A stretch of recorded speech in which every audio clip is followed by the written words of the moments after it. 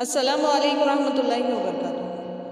प्रिय मित्रांनो, आज आपण पाहणार आहोत महात्मा ज्योतिराव फुले प्रश्न उत्तरे आज आपण लिहिणार आहोत। तर चला सुरू करूया। तर चला मुलांनो, जोड्या जुळवूया। गट अ आणि गट ब। गट अ मध्ये पहा, ज्योतिराव ढीट होते।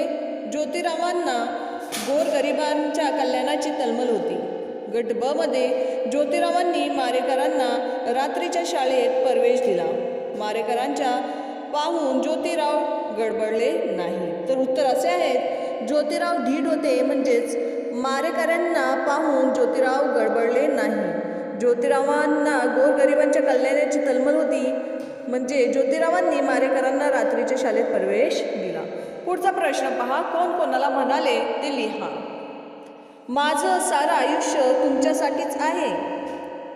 तर हा वाक्य ज्योतिराव मारेकरांना म्हणाले।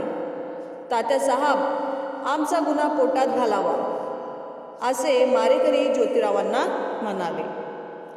पुढचा प्रश्न पाहूया। पुढचा प्रश्न, पुढील प्रश्नांची उत्तरे सांगा व लिहा। पहिला प्रश्न, पुण्यामध्ये मुलींसाठी पहिली शाळा कुणी काढली? तर उत्तर असं आहे, पुण्यामध्ये मुलींसाठी पहिली शाळा महात्मा ज्योतिराव फुले यांनी काढली। दुसरा प्रश्न, ज्योतिरावकडे आलेले मारेकरी कोण होते? तर उत्तर, धोंडीबा रोडे व धोंडीराम नामदेव कुंभार असे ज्योतिरावकडे आलेले दोन मारेकरी होते।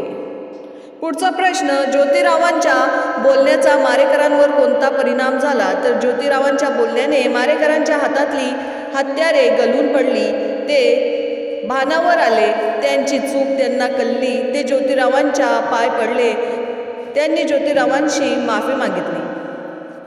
ज्योतिरावांना महात्मा का म्हणतात? तर ज्योतिराव फुले यांनी स्त्री शिक्षणाचा पाया उचलला, त्यांनी आयुष्यभर गोरगरिबांसाठी मदत केली होती। सगळ्यांचे अज्ञान दूर व्हावे म्हणून त्यांनी अपार प्रयत्न केला होता, म्हणून त्यांना महात्मा असे म्हणतात। पुढचा प्रश्न पहा, पाठातील पुढील शब्दसमूहाचा वापर करून वाक्य लिहा। पहिला आहे, सामसूम होणे, रात्री 12 वाजता गावात सर्वत्र सामसूम झाली। दुसरा, गोंधळून जाणे, रस्ता चुकल्यामुळे रमेश गोंधळून गेला। तिसरा आहे, भानावर येणे, टीव्ही पाहण्यात गुंगून गेलेली सविता आईच्या हाकेमुळे भानावर आली। चाहूल लागणे, अंधारात कोणीतरी पाठीमागून येते असल्याची मला चाहूल लागली। पुढील शब्दांचे अर्थ पहा, समजून घ्या।